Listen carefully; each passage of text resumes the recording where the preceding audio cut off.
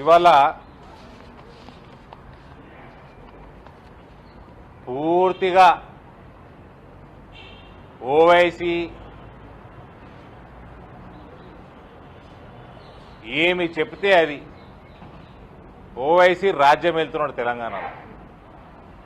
నేను ఇది రిప్రజెంటేషన్ కూడా వాళ్ళ బాధలు, వాళ్ళ కుటుంబ సభ్యుల బాధలు అన్నీ కూడా హోంమంత్రి గారికి వివరించడం జరిగింది.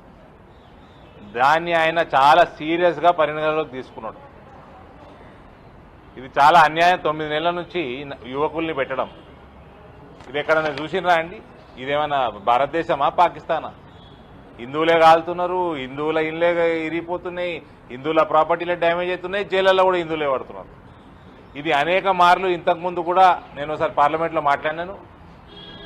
ఈ ముల్లా కల్వకుంట్ల చంద్రశేఖర్ ఖాన్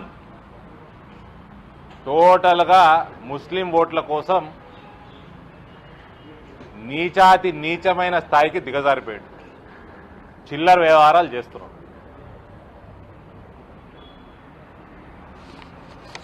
ఇక దీన్ని చాలా సీరియస్గా కేంద్ర హోంమంత్రి ఇమీడియట్గా టేకప్ చేస్తానని కూడా ఆయన మాట ఇవ్వడం జరిగింది.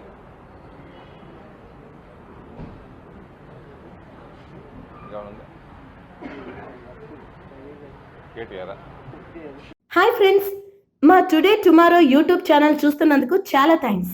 మరిన్ని లేటెస్ట్ వీడియోస్ కోసం వెంటనే సబ్స్క్రైబ్ చేయండి. అలాగే ఈ బెల్ ని కూడా రింగ్ చేసేయండి. మా నోటిఫికేషన్స్ అన్ని మీ మొబైల్లో వస్తాయి. అలాగే మా వీడియోస్ మీకు నచ్చితే లైక్ చేయండి, షేర్ చేయండి, నచ్చకపోతే కామెంట్ చేయండి.